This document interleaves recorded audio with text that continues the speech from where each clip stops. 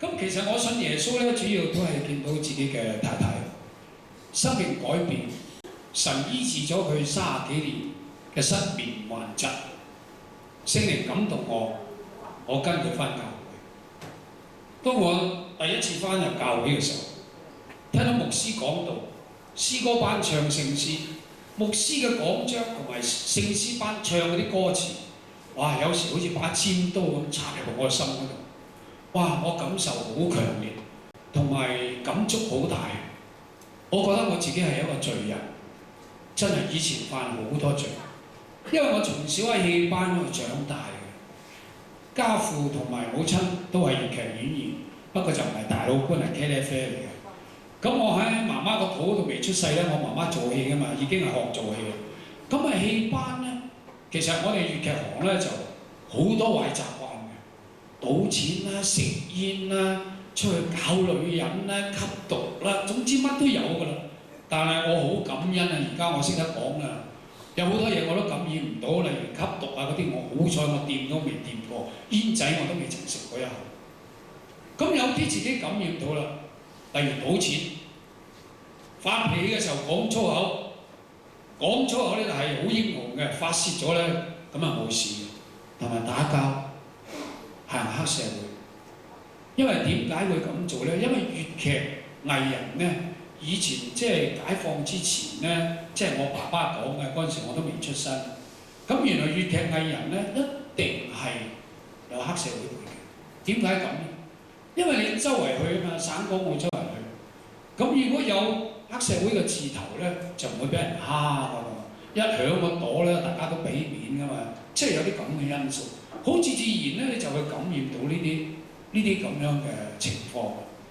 咁我個人咧與生俱來好自我，脾氣十分之暴躁。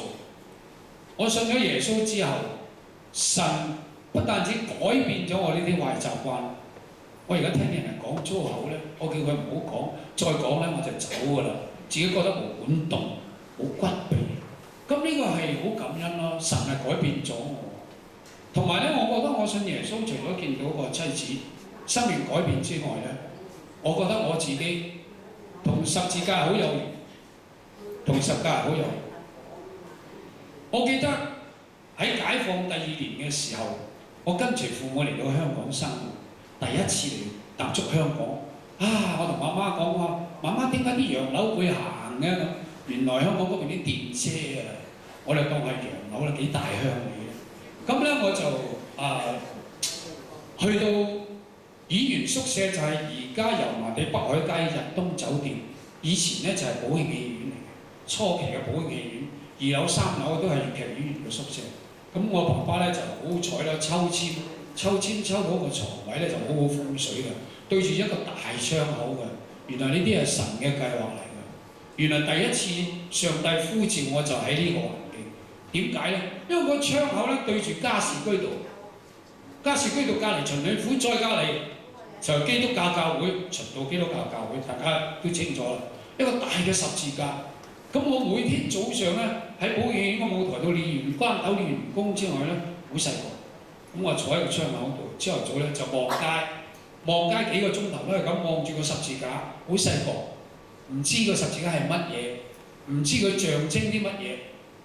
咁我原來咧，神第一次呼召我，幾年都係咁喎，朝頭早對住個十字架。咁神第2次呼召我咧，我就10幾歲有嗰陣時，16、17歲啦。咁我就去馬來西亞、去新加坡做戲。去新加坡做戲咧，嗰陣時南洋做戲咧就好講姓氏嘅。咁我本身姓黃，咁有好多啲同姓嘅叔伯兄弟啊、姑媽啊、家姐啊、哥啊，咁嚟捧場嘅喎。又送金牌啊，又送手錶，又送鑽石戒指，又送金鏈，揾好多錢。但係人工好少，得35蚊新加坡紙工資一天。但係嗰啲意外收穫咧係好多嘅。嗰陣時咧猛咁追求利啦、名啦，你爭我奪咧，我哋粵劇行就係咁噶啦。咁咧我認識有位姑媽，如果冇記錯咧，當年咧佢都有60幾歲。佢係一個拜偶像嘅老人家，係拜神嘅。咁樣佢就送一個好名貴嘅見面禮俾我。上帝第2次呼召我，佢送一個18 K 金嘅十字架俾我陀咗好多年。而一個拜偶像嘅老人家，點解會送個十字架俾我？呢啲就係神嘅計劃。上帝第二次呼召我，第三次咧，當我去完新加坡翻嚟香港做戲嘅時候咧，我識得揾錢養家啦。咁我媽媽咧就買咗架2手車俾我。我最記得當年咧，潘炳烈，大家唔知有冇聽過咧？潘炳烈賽車選手嚟嘅喎，去澳門賽親車都係攞亞軍，即係始終都係第2名。咁我咧就媽媽就買咗一架佢嗰類咁嘅車，叫做 MGB 跑車，哇幾威啊！2手車。咁我咧每到夏天嘅時候咧，咁我就嗰陣時香港係冇咁多人口嘅，咁我就揸住呢架車，嗰時啲車冇冷氣㗎，開門嘅跑車。我就車架車去到而家亞皆老街神召會禮拜堂南拔萃書院嗰條路啊，個行人路上面有一欄嗰啲木凳㗎嘛，而家都仲有㗎。我就梗係2、3點下晝咧，就坐喺第1張或者第2張嗰度喺度唞涼。嗰陣時好靜嘅，個環境好幽靜，對住神召會禮拜堂嘅十字架，神第3次呼召。每逢夏季咧。下晝我無聊嘅時候咧，我就去嗰度坐㗎啦。有陣時揭開個車頭蓋整下啲嘢啊咁，就喺嗰度消磨咗幾個鐘頭時間。上帝第3次呼召我，最奇妙嘅就喺2006年12月16號，我同我太太同埋幾個家姐，又係喺翻呢間亞皆老街神召會禮拜堂正式洗禮受浸，成為神嘅兒女。Amen。神嘅計劃，我真係唔知，感謝主。我信咗耶穌之後，神不但只改變我嘅壞習慣，仲醫治咗我腰骨嘅骨刺。喺呢幾廿年嚟，我自從個腰骨一開始痛咧，就痛得好心傷。咁我要演戲要出台，有時做啲舞場戲又要打拍牌啦，哇！好辛苦好痛。咁我點樣咧？點樣去支持咧？我就買好多藥膏貼啊！泰國出嘅蜈蚣禾好犀利㗎，呢隻藥膏；中國出嘅鐵打傷濕止痛藥膏；日本出嘅脫苦海3種藥膏連住個腰骨。嗰條腰骨正梁咧有一個好細嘅硬骨突咗出嚟，係好痛。咁我去浸會醫院咧度，九龍塘浸會醫院照 X 光啊！個醫生話：阿黃生你生骨刺，你一定要翻嚟覆診，不斷覆診。我話幾時好？佢話唔知，快半年，遲1年嚇。你同我斷症係咪死啊？佢話唔係死啊，你會坐輪椅啊！哇！我嗰陣時幾嬲啊，嬲到而家想抦個醫生，因為我脾氣唔好啊嘛，好暴躁啊。咁我就英雄主義，以後我都唔翻去睇，唔翻去浸會醫院度覆診，攞啲底片翻去美國俾我大仔睇。佢話老豆，你真係生骨刺喎！你翻去快啲調理啦，如果唔係好麻煩㗎。我一樣連個仔都唔信，翻嚟我唔睇。嗰陣時啲信喺耶穌，嗰陣時就未洗禮㗎嚇。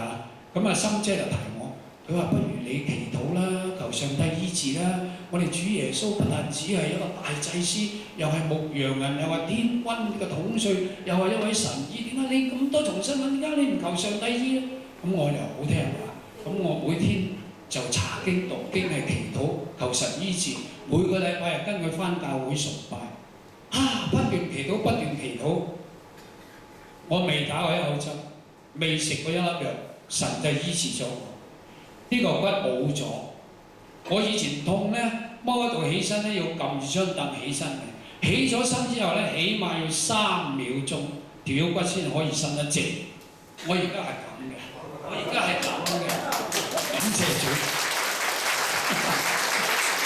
好感恩嗱，上帝3次呼召我，第4次喺翻我第3次神呼召我嗰間教會嗰度洗禮，神啊改變咗我壞習慣，又醫治我嘅多年嘅骨刺，我真係好感恩，實在係不配，神都愛我。